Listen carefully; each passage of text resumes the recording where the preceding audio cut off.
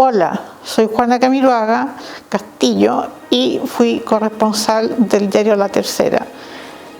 Le doy la bienvenida al primer capítulo de Ocurrió un día en Chimbarongo, ¿sabía usted qué? Por las pantallas de Canal 23.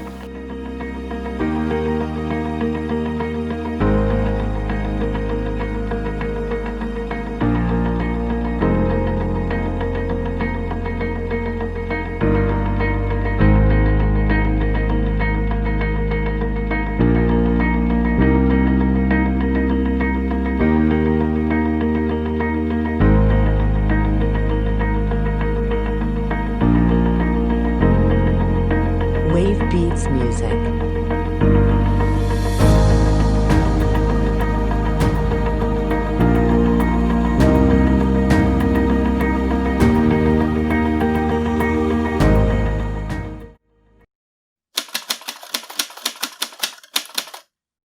Soy chimbaronguina, aunque nací en el Hospital de San Fernando.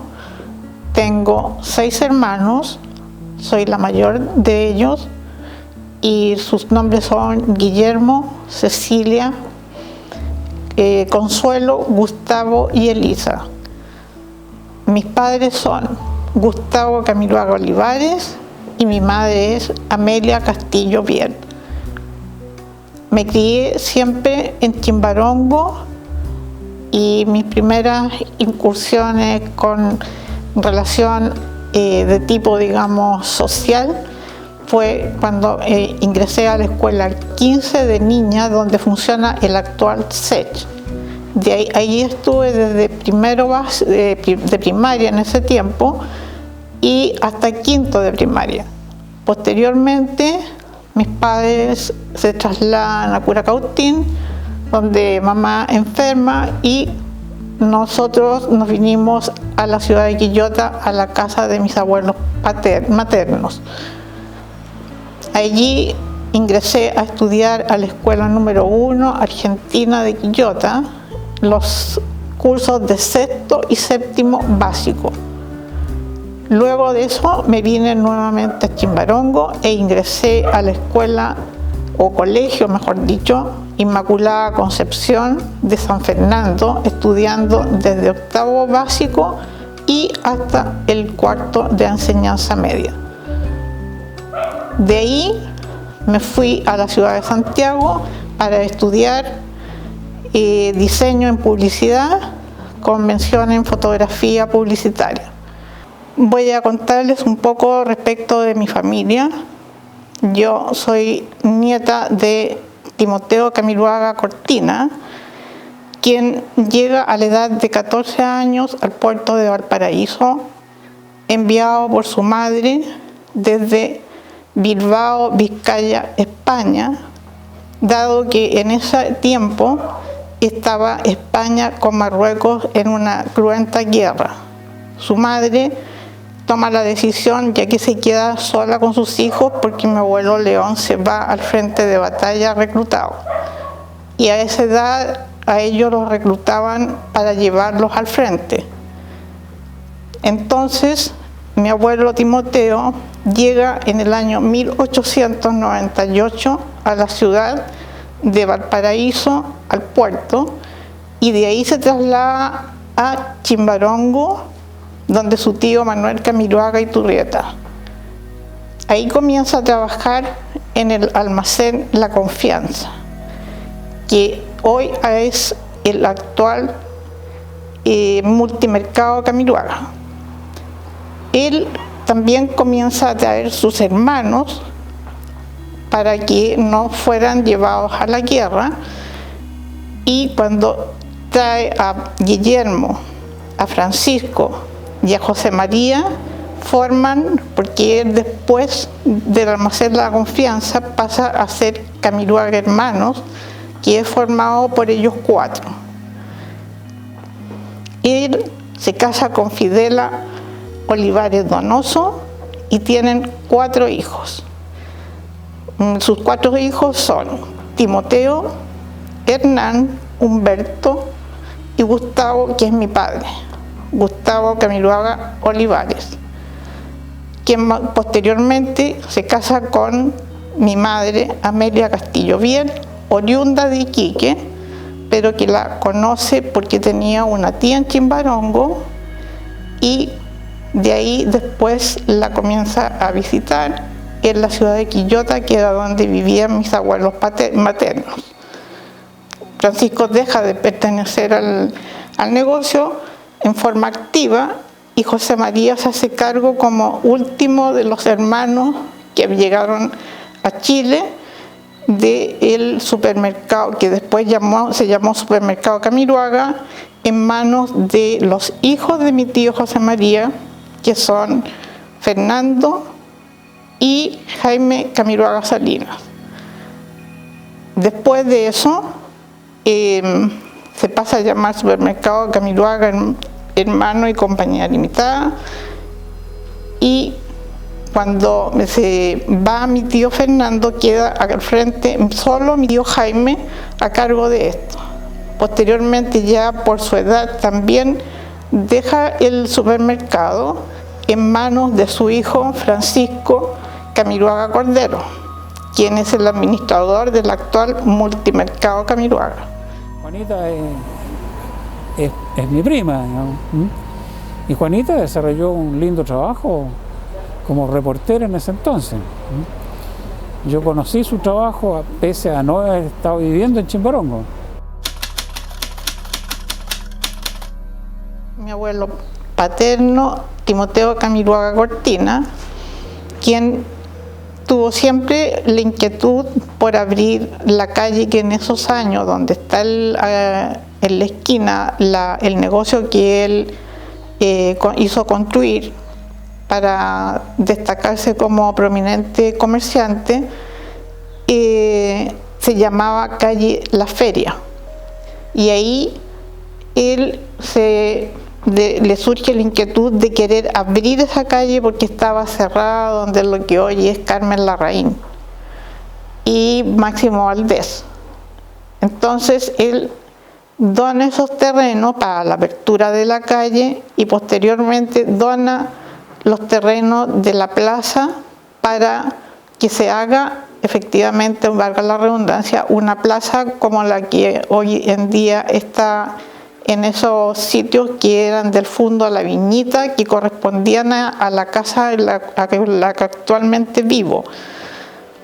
Entonces él, aparte de haber donado esos terrenos, dona 2 leones de piedra, asientos de piedra, una pérgola, la hace construir en el centro de la plaza, más o menos donde está ubicada la pileta actual. Timoteo se casa con Fidela Olivares Donoso, con quien tiene 4 hijos, que son Timoteo, Hernán, Gustavo y Humberto. Mi padre es Gustavo, hijo de Timoteo, quien en su gran inquietud porque Chimbarongo fuese más grande de lo que era en aquellos años, se acerca más hacia la comunidad y al casarse con Fidela toman acuerdos comunes para entregar ayuda a la comunidad, siendo mi abuela Fidela quien hace un importante donativo para lo que sería después el hospital de Chimbarongo, hoy y en ese entonces Hospital Mercedes. Después de eso, cuando él fallece, en reconocimiento le ponen a la calle Timoteo Camiroaga Cortina. Por decreto de gobierno, en forma póstuma, da la gran cantidad de donaciones y sus intenciones para con la comuna de Chimbarongo, pero posterior a eso piden de que el nombre de la calle sea cambiado a Camiroaga Cortina, como es conocido actualmente. En 1976 me dirijo al diario Sexta Región para ofrecerme para poder hacer las noticias de la comuna de Chimbarongo. Dado que era mi primera incursión, el director de la época del diario La Sexta Región me pide que entreviste a don Miguel Ursúa, que en paz descanse, y de ahí me comienzo a adentrar a otras etapas que el diario me fue pidiendo y se me nombra corresponsal en la tercera oportunidad que hago las notas para este diario. De ahí me dirijo una carta a la tercera para ofrecerme como corresponsal, enviando algunas de las notas que había hecho para el diario La Región, y fui aceptada inmediatamente. Y ahí permanecí desde el año 1977 a 1989 en el diario La Tercera, dejando a un lado todo lo que era del diario Sexta Región, dado que el tiempo no me alcanzaba para cubrir para 2 periódicos. Lo que me mueve a ser corresponsal es porque siempre donde yo llegaba y decía de qué parte era, me decían: ustedes andan en la tierra, andan en cerro, andan con velas. Empezaban a hacer bromas y se burlaban socarronamente de lo que era Chimbarongo. Yo a mis 13 años me propuse que el día que pudiese hacer algo para hacer conocido Chimbarongo, lo iba a hacer. Y así fue como me fui adentrando en los periódicos que he señalado, dando a conocer lo que es Chimbarongo, con sus gentes, sus costumbres, sus trabajos, el desarrollo de la artesanía, la agricultura, la ganadería, todo lo que nos da una identidad local, y principalmente me relacioné mucho con los artesanos del mimbre.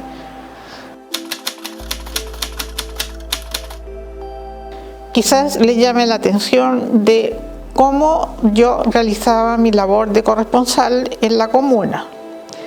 Principalmente lo hacía caminando, buscando noticias en las diferentes calles, poblaciones, campamentos que habían en esa época, y otras veces lo hacía en bicicleta cuando me significaba un desplazamiento mayor, como alrededor de 2 o 3 kilómetros, me iba en bicicleta a reportear la noticia que me entregaban. También conté con la estrecha colaboración de informantes que ellos mismos se ofrecían a llevarme al lugar de los hechos para poder plasmar las notas y las fotografías que se tomaban en el terreno de esa época. Para desarrollar mi labor como corresponsal, yo me tuve que ir adaptando a las circunstancias y medios con que contaba en la época. Para desarrollarla, yo solo contaba con una cámara fotográfica muy básica y un bloc de notas con un lápiz para poder hacer las anotaciones de acuerdo a quién me tocaba entrevistar. En ese tiempo, cuando me trasladaba en bicicleta, esta tiene un percance en un taller. Ese taller se incendia y junto con el incendio del taller se incendió la bicicleta. Así es que después, con una conocida persona que fue muy querida acá en la comuna y también querida por mí, la tía Chabelita de las fotos, ella me facilitaba su bicicleta para que yo pudiese realizar mi labor de corresponsal. Un abrazo grande a lo que fue Chabelita para Chimbarongo y para mí, porque fue una persona que me ayudó mucho en lo que se refería al revelado de fotografías, donde también muchas veces me revelaron el rollo de fotos y de ahí yo partía en colectivo hacia San Fernando a dejarlas a los buses. Estas eran notas breves, pero no por eso eran menos importantes. ¿Cómo hacía llegar yo el material a Santiago? Primero que nada me dirigía a San Fernando, ya con las notas redactadas, y en el local de fotografías del señor Pavés, que también falleció, me revelaban las fotos. Yo mandaba solamente el negativo, porque al diario le interesaba el negativo por razones de espacio, para darle mayor amplitud o menor amplitud, depende de lo que se requiriese y se tuviese como espacio. Esto lo hacía a través de buses que salían a Santiago. Yo llamaba por teléfono al diario y le informaba que en el bus, tanto a la hora que el bus se iba, y ellos lo retiraban en el terminal de Santiago y lo llevaban al diario La Tercera de la Hora. Y ahí plasmaban las noticias de acuerdo al tiempo, o más que tiempo, al espacio con el que se contaba para las diferentes comunas de las regiones que están en esa época también insertas en el diario La Tercera.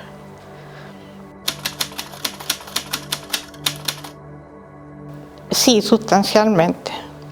Ha cambiado porque antiguamente solo contábamos con máquinas de escribir y algunos se recordarán de un lapicito que tenía una puntita blanca que había que borrar y normalmente uno terminaba rompiendo la hoja y poniendo una nueva, porque el lapicito era bastante duro para ser lápiz corrector. Yendo a la parte gramatical, por supuesto que hay cambios sustanciales, como indiqué al comienzo, dado que hoy, si se comete un error en el computador, hay un corrector de caracteres. En ese tiempo, si se mandaba mal una palabra, quedaba mal escrita a menos que alguien la corrigiese. Pero también tenemos que el avance de las comunicaciones en nivel mundial a través de todo el orbe llega en minutos o segundos a cada país.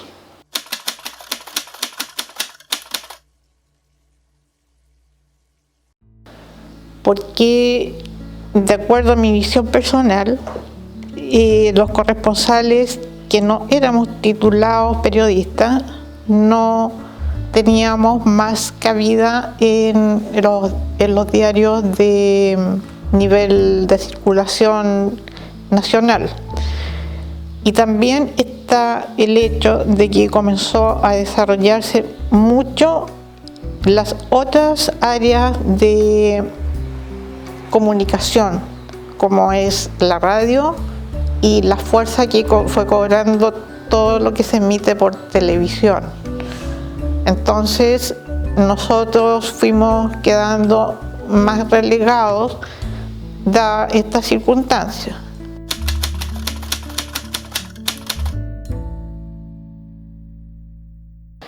Mi trabajo en ese tiempo era absolutamente ad honorem. Lo hice solo por el amor a Chimbarongo y a dar a conocer todas sus costumbres, todo lo que se desarrollaba, lo que se hacía en artesanía, ganadería y agricultura.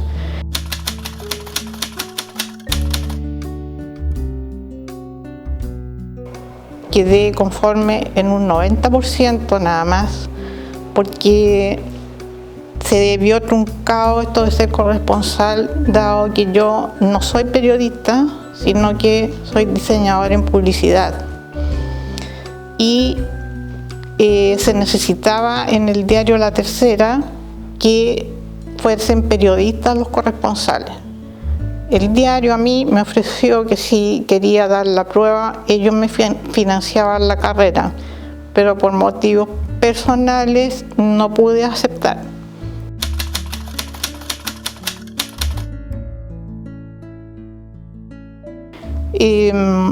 Para mi labor de corresponsal, yo también contaba con una máquina de escribir, no con un computador como ahora, y ahí con unos papeles o tamaño carta, por así decirlo, que me enviaba el diario, yo redactaba las noticias de acuerdo a lo que ellos llamaban picas, ya indicado de que es muy importante ir dando a conocer todos los avances que hay en esta comuna en la actualidad.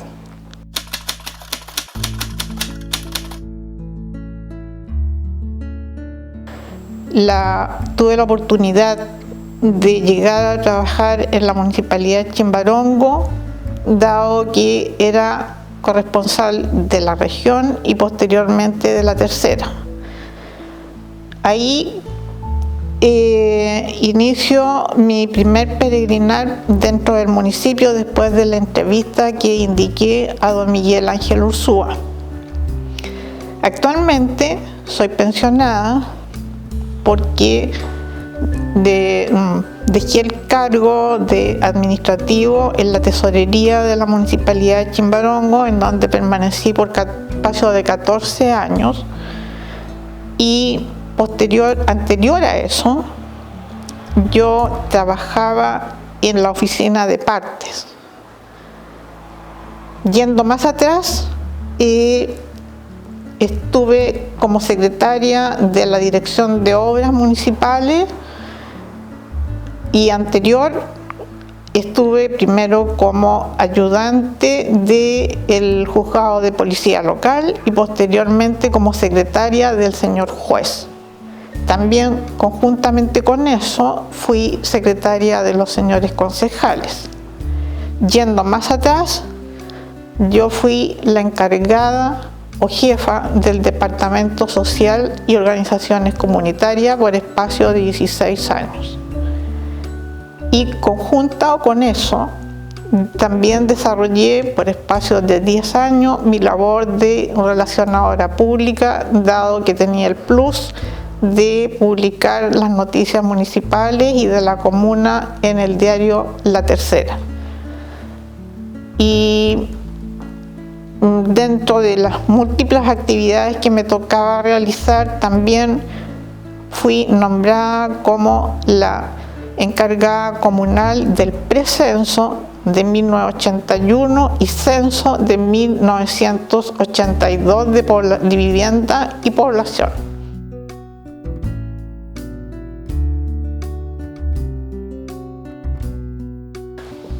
Me dirigí hacia el pueblito de Convento Viejo, de esta comuna, en el carro bomba, para poder captar la noticia, dado que llovía copiosamente acá en la comuna y muchas casas de esa localidad se derrumbaron por el peso del agua y porque eran construidas en adobe. En una de esos derrumbes que se produjeron, yo quise tomar la foto mientras una casa se desplomaba y por querer acercarme más hacia ese suceso, salté resbalando y cayendo en el barro, pero mantuve siempre la cámara en alto para que no se dañara. Acto seguido, el superintendente del Cuerpo de Bomberos, don Luis Garrido, también viene y acude en mi auxilio para pararme, resbalando y cayendo sobre mí. Por las risas no nos podíamos parar porque seguíamos chapoteando en el agua y todos se empezaban a reír y al final nos costó mucho pararnos, quedamos muy embarrados, pero logré tomar la foto no en el momento en que yo quería, pero sí ya con la casa absolutamente desplomada. Esa es una de las anécdotas que me ocurrió en los años 70.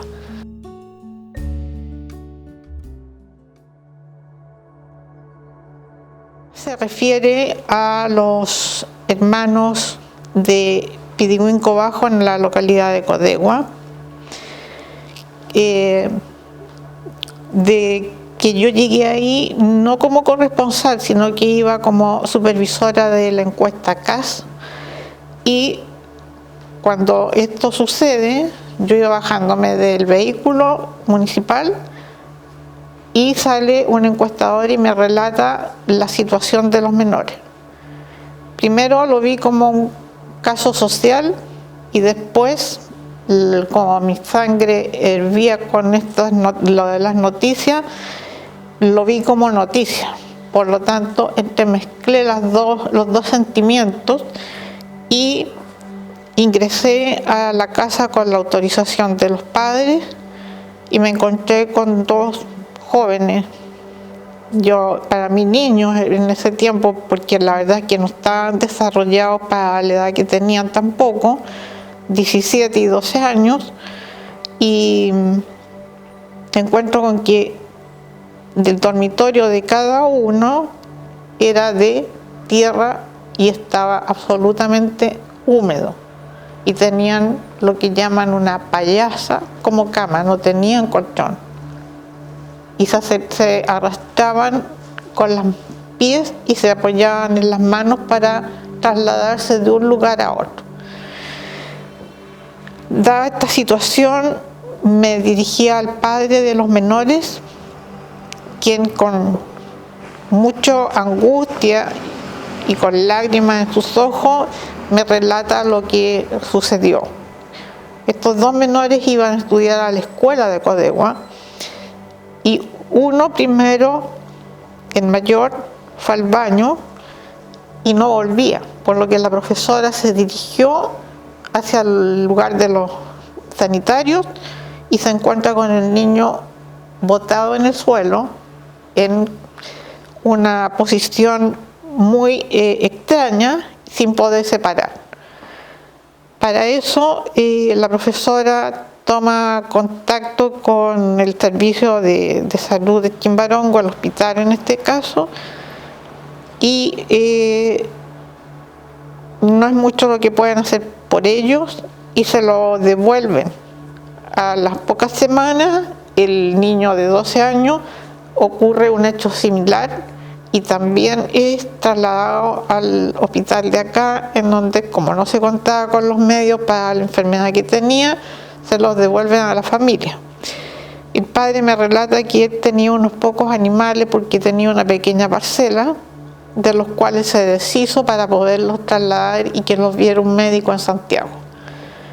Una vez que fueron diagnosticados en Santiago, se les dijo que era un mal incurable y que era de muy rápida evolución.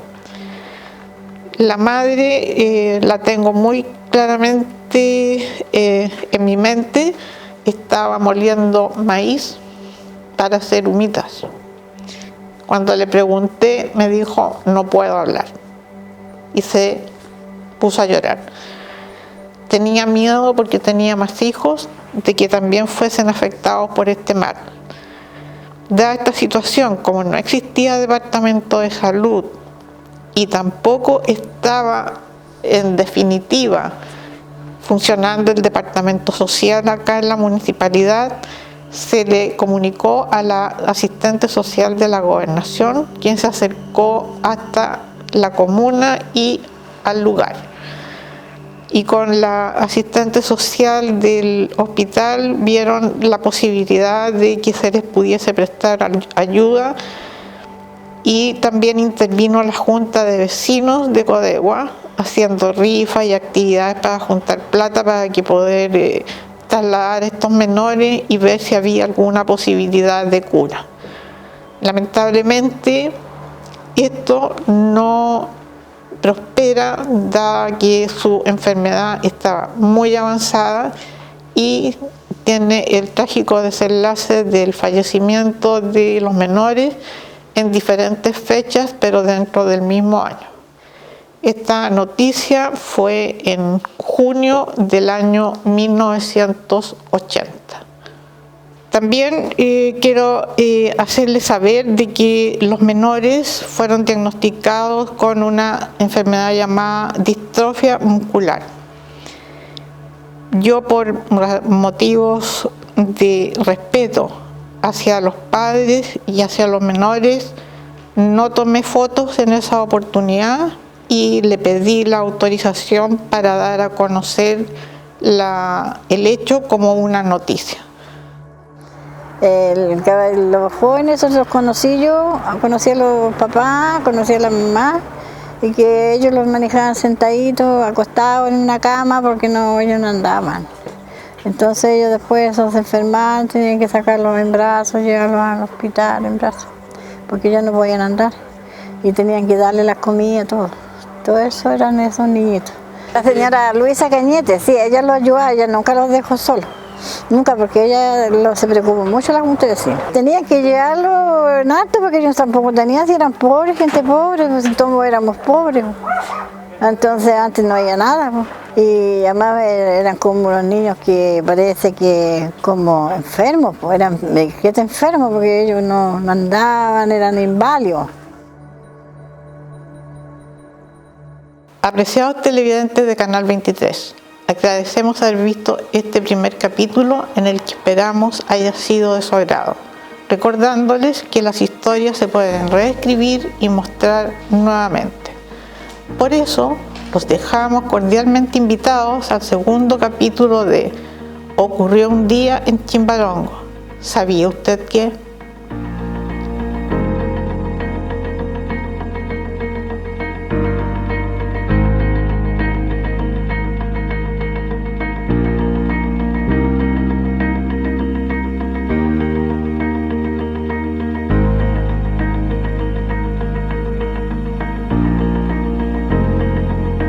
Wave Beats Music.